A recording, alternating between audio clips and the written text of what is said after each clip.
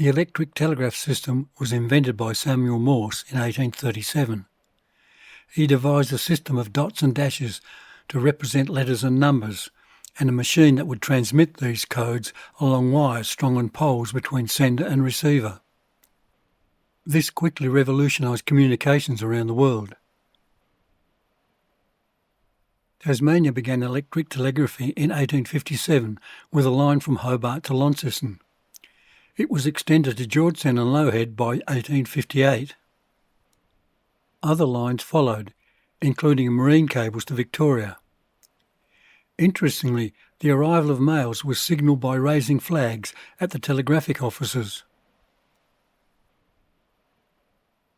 In 1871, a number of new telegraph stations were added, including one to 9 Mile Springs, later called Lefroy. Many of these extensions were largely a result of mining discoveries and the need for shipping intelligence. In 1881, contracts were advertised for the extension of the telegraph line from Lefroy via Back Creek to Bridport, Ringarooma, Gladstone and Marina. Walsh's Almanac of 1887 lists the telegraphic stations and their operators.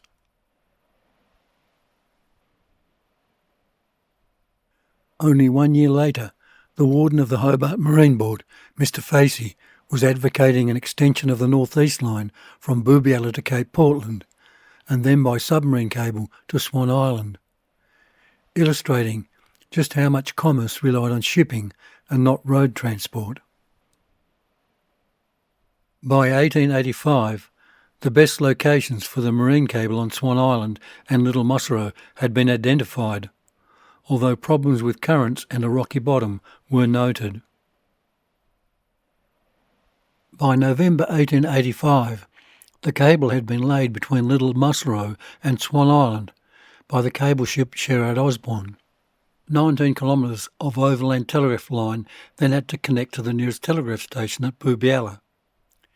Tenders for building this section were advertised the same year. The cable came ashore at Little Musserow, and Adrian Cassidy told me that the original cable could still be found sticking out of the beach. We decided to investigate. So yesterday we went out to Low Head, the start of the North East Telegraph line in North Eastern Tassie.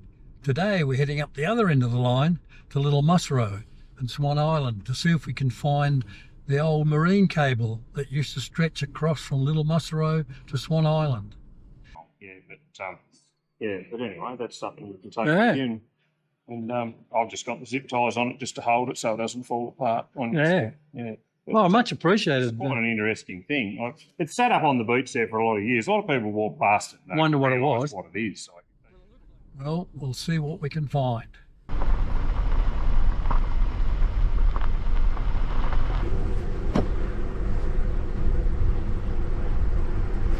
Well, getting pretty close to our destination for today. Coming down the hill into Little Musserow. Looking at the wind farm. And one of those incredible days when there's virtually no wind, and we'll be able to see Swan Island very shortly. The sea's calm. There it is. That's where the telegraph line finished.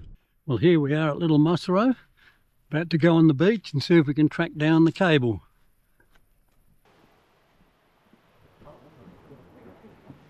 We can already see parts of it hanging out of the beach. Well, that didn't take a lot of finding. Yeah, but this is not the bit we're going for. This is the bit that's broken off.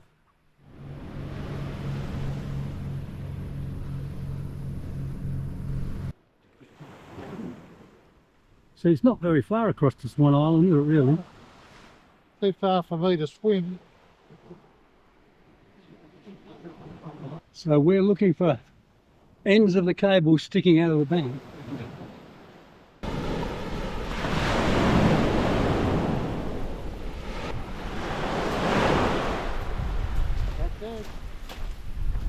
So that's the cable. So see, that's broken as well. They'd have the transition between the cable and the lines somewhere just up there.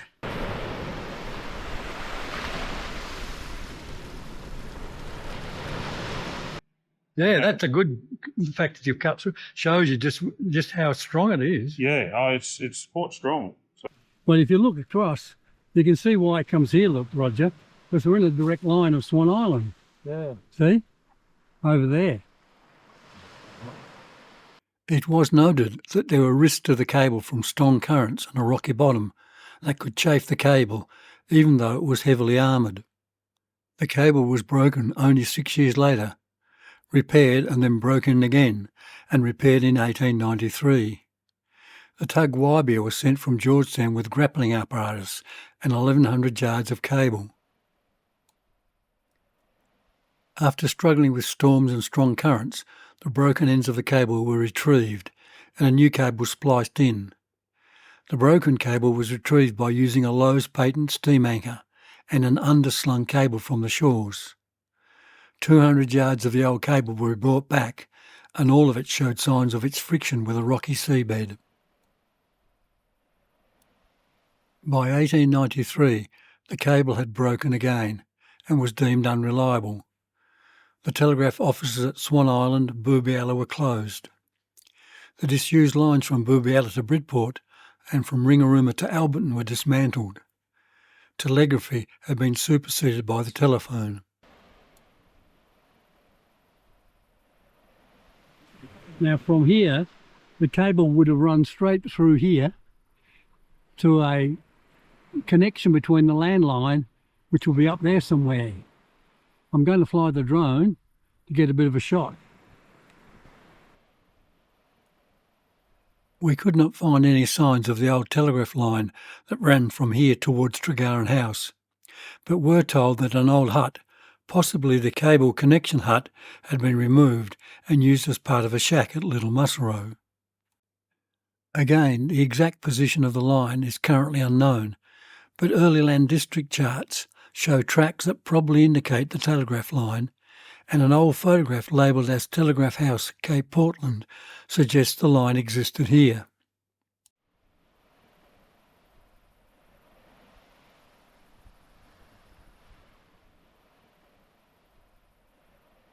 From Little Musselrow and Cape Portland, the line ran over reasonably level ground towards Boobialla. We found no poles to verify this, but the district chart shows the location, and interestingly, the relatively new high voltage power line from the wind farm now follows the same route for quite some distance.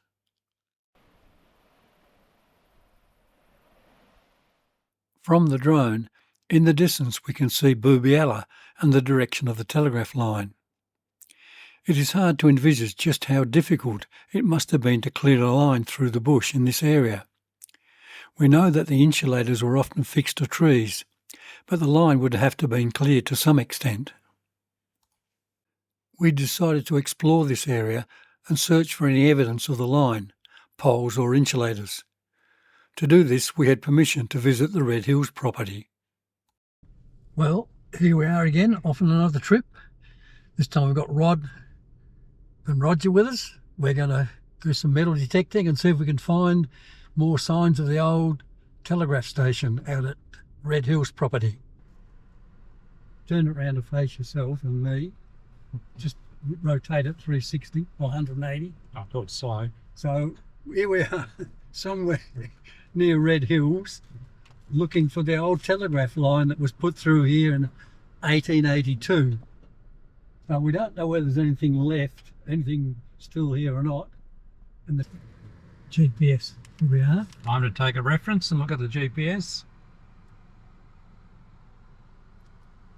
Well, that's where we're heading for. And according to this, it's 900 metres to go. So, according to my map application, we are basically on the old road that went from the old coast road that went from Boobialla up to Cape Portland. And if we look out the window, we can see obviously what used to be an old track of some kind. And according to this, the telegraph line was only a few metres in front of us. So we'll go over this next hill and see if we can track it down. So according to the map, We're standing on virtually the exact location of the line of the telegraph. Ran from Boobyalla through there, all the way through to Cape Portland and then to Swan Island up there. There would have been a line of poles through here somewhere with copper wire and insulators, but doesn't look as though we could find any poles.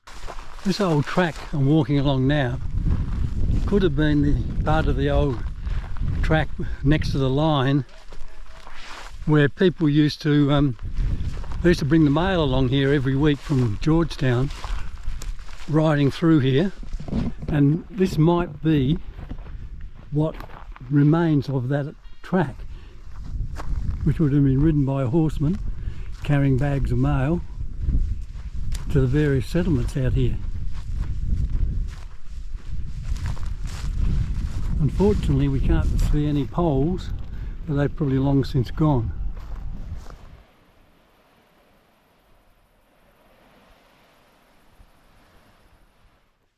Well, Sam, why would you find a bit of wire just here? yeah, good point. Well, this is where we think the telegraph line went through, so that might be an indication, mightn't it? Well, we're not sure, but we found something. Well, there's still some Another bit of wire. that's twisted wire. Some. Oh yeah. That's why I've been tied off. Finished the ground search, now let's take to the air and see if we can relocate the old telegraph poles I discovered on an earlier visit to Bowler's Lagoon. According to the district charts, the old road and telegraph line crossed our flight path somewhere near here.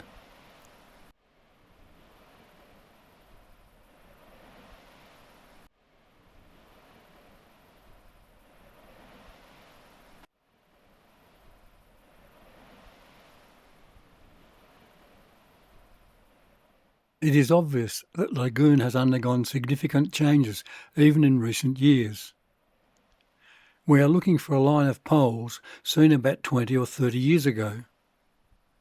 Also visiting the remains of the old bridge across the Ringrim River in the 1880s, part of the old Cape Portland Road. I had been here in the late 1970s on various survival camps. In one image you can see poles alongside the bridge remains, but I don't think these could have been telegraph poles.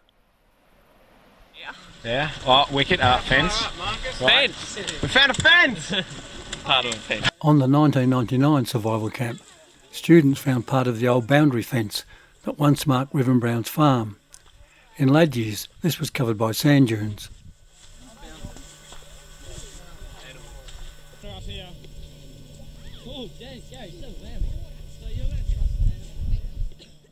Flying in the direction taken by earlier survival camps, we were searching for poles. But what was puzzling was that the earlier telegraph line must surely have gone around the much bigger Bowler's Lagoon. Yet here we saw poles heading towards the lagoon. This pole looked different. It appeared to be much more recent and unweathered. Initially, I thought the telegraph line followed the early property boundary of the 1836 property of Reverend Brown of Georgetown, but this would have crossed the original large lagoon. Looking at later district charts reveal that the telegraph line and road crossed at the old bridge, then probably took a sharp turn eastward, running parallel to the lagoon and then turning north. This matches up with routes shown on the later district charts and the cadastral layers in the list map. There is no doubt that the telegraph line ran across this area. Photographs taken on at least 3 visits confirm this. It is also confusing that there are more than one set of poles running in different directions, both of which have some insulators remaining. Whether the line ran across Bowler's Lagoon is also unknown, though unlikely. I do intend to visit the area on foot in the near future to see if we can resolve these contradictions. What we really need is a survey map showing the actual route. Well, we are back at Bowler's Lagoon looking for the telegraph line. Previous drone flights, I had logged the location of poles into my phone, and with a Map Australia app, all I had to do was press the Go To button, or at least that was a theory. Initially, we were looking for the remains of an old stone hut that was next to the old Cape Road. However, we found out later this had been covered in sand. So, up onto the dunes and search for the next site as marked from the drone, about another 600 metres to a line of poles. Well, another surprise. More electric fence, but also some remains of a much older fence line. This fence is obviously much older. The wire is older, thicker, non-tensile, and we found a roll of older barbed wire left behind many years ago, but still no insulators or telegraph poles. Came across remains of an old fence on a different line, and when following this eventually came out at the old bridge crossing the Ringarooma River, the old Cape Portland Road.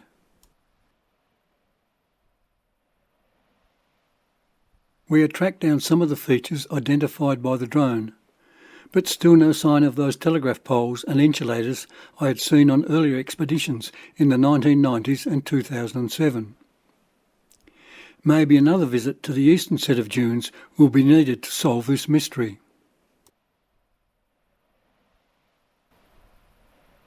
We now turn and trace the line and Cape Road back to the location of the telegraph station at Boobialla. We know the bridge was in place in the 1880s, as it is shown on old maps.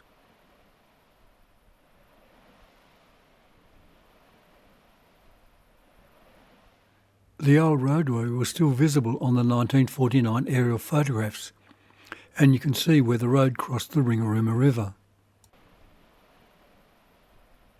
Even before the discovery of tin in northeast Tasmania, Boobialla and Bridport were vital transport hubs for shipping produce such as wool and supplies to and from Launceston and Georgetown.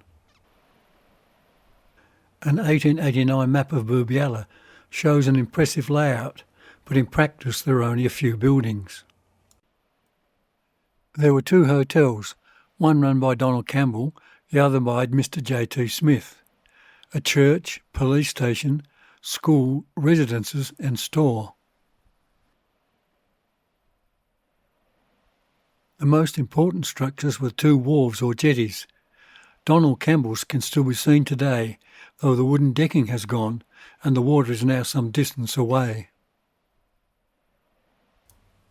If we turn the clock back 125 years, we can see the busy port of Boobialla before the railway came to Herrick in 1916.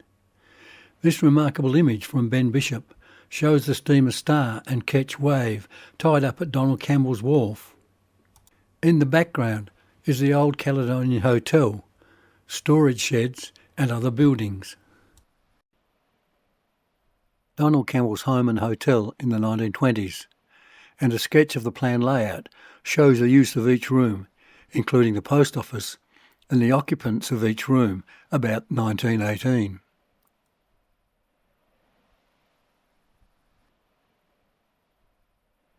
An 1880s photo of the Caledonian Hotel has a number of the local identities sitting outside, including Donald Campbell, sitting, George Groves Sr. sitting, and members of the Dawes, Lyle, Bonningham, Bailey, Cleaver and Ross families. During a 2000 visit to the site, I arranged members of the North East Field Naturalists to duplicate the scene in the 1880s. It appears that at one stage there was a separate post office and telegraph station run by Mr. J.T. Smith after Donald Campbell retired. The closure of the Swan Island connection and the building of the railway led to the removal of the telegraph line from Bridport to Boobialla in 1894.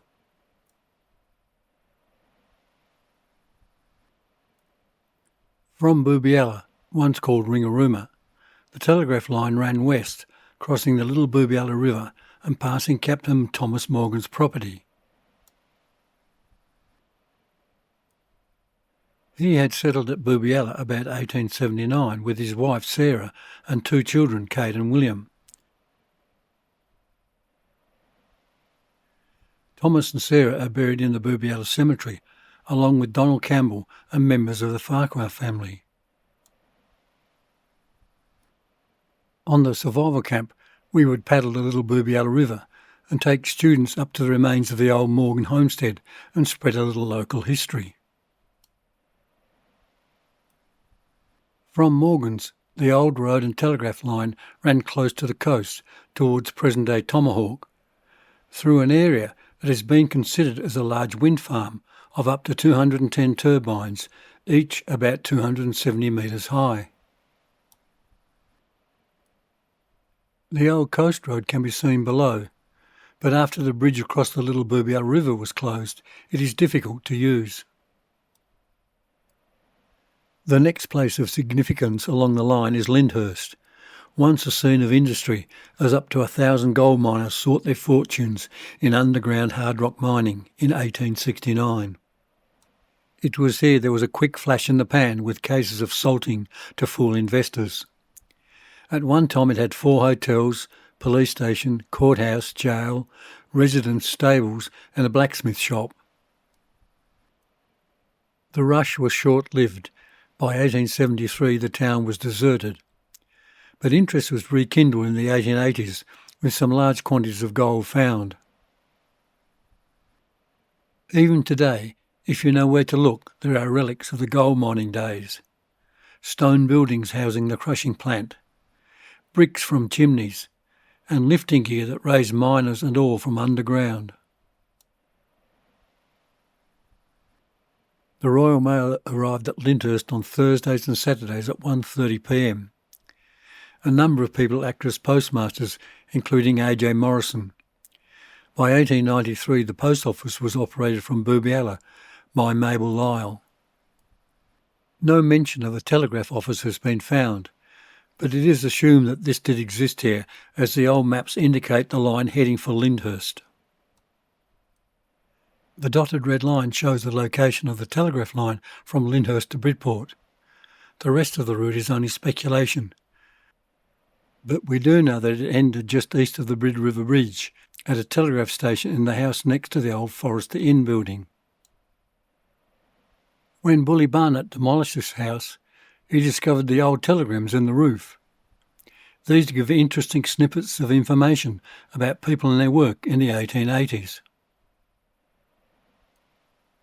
Samuel Hawkes managed the Arbor tin mine at Branxholme and apparently had borrowed some sort of ironwork from David Johnson of Bridport.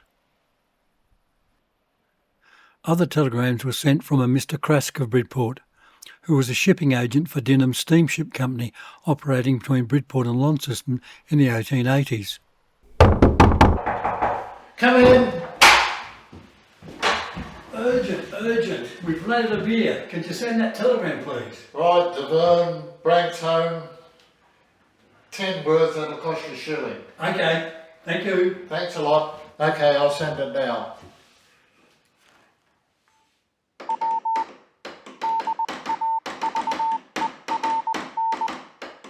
This is the time it would have taken to send a 10-word message by the telegraphic system. Imagine how long it would take for a lengthy message. Operators had to be able to transmit up 40 to 60 words a minute, though some were much faster.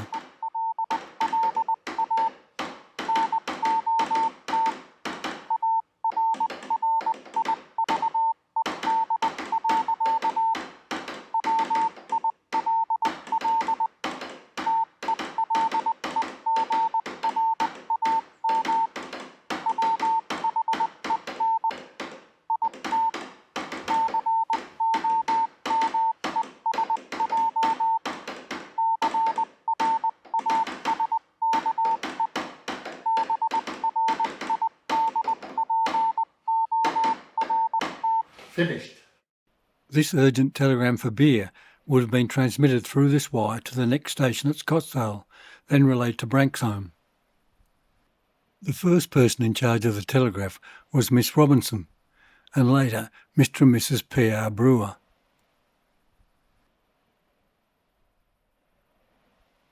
Coming to the port of Bridport in 1882, telegraphy shows how important this was to business and transport by comparison with the postal service.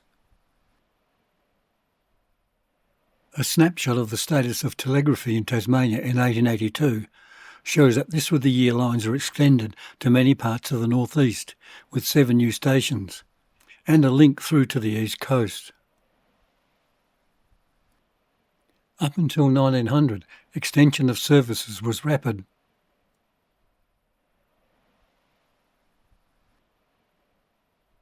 The following statistics from 1887 annual reports show just how many messages were being sent throughout the northeast.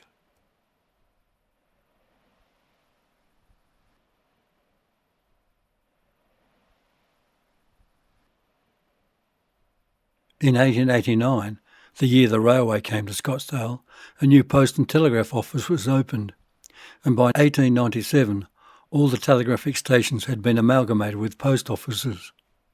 The decline of the telegraphic stations had begun in 1894, when a number of stations and line were closed in the northeast. Searching through old photographs taken throughout the northeast, we can still see evidence of the telegraph system even after 1900, although in some cases these might have been converted to the telephone network. From the late 1890s, the once extensive network of stations and lines throughout the northeast was being replaced by the telephone connections. On the Billycock Hill, near the Snake Track, the telegraph line split, with one line running to Ringarooma and Alberton, while the other continues to Branxholme, the Brothers' Home and Marina. In the year that these coaches were bogged, the telegraph lines had been installed. You can see them faintly above the coaches.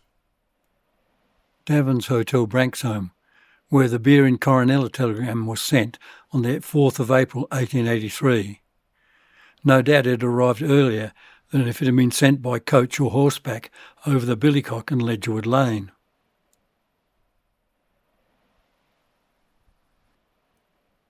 The telegraph line to Ringarooma had been open since 1882, and in 1893 over 1,200 telegrams were transmitted. The line to Alberton extended from Ringarooma in 1885, no doubt due to the surge in gold mining. However, it was short-lived, being closed in 1894. Derby was listed as the Brothers' Home in the telegraph records, and in 1887 transmitted over 2,800 messages. By 1893, this had dropped to just over 2,100 messages.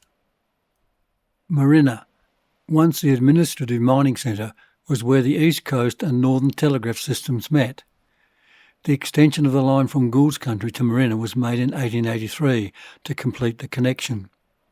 In 1889, Marina sent over 3,300 messages. At Pioneer and Gladstone, we can see evidence of the telegraphic system, and in 1919, when Governor Sir Francis Newdigate and Lady Newdigate visited both towns, no doubt the telegraphic system helped coordinate the proceedings. At Gladstone, the local band and schoolchildren performed for the Rice Regal Party.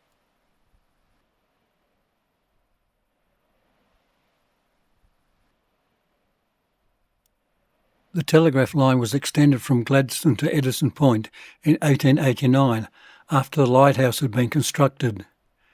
This was an important link for shipping, as the Swan Island line had been closed because the marine cable was broken.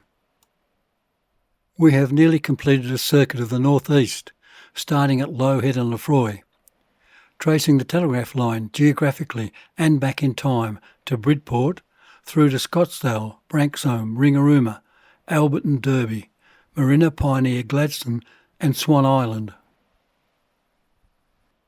In 1883, the line traversed some difficult terrain, sand dunes, lagoons, heavily forested and mountainous.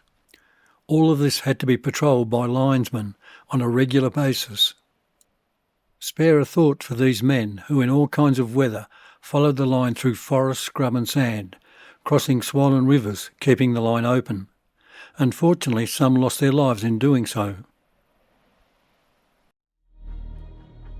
People in those days would gasp in disbelief as we watch high-definition TV beam through satellites and enjoy communications from all parts of the world. But with all this extra information about what is happening, are we any happier?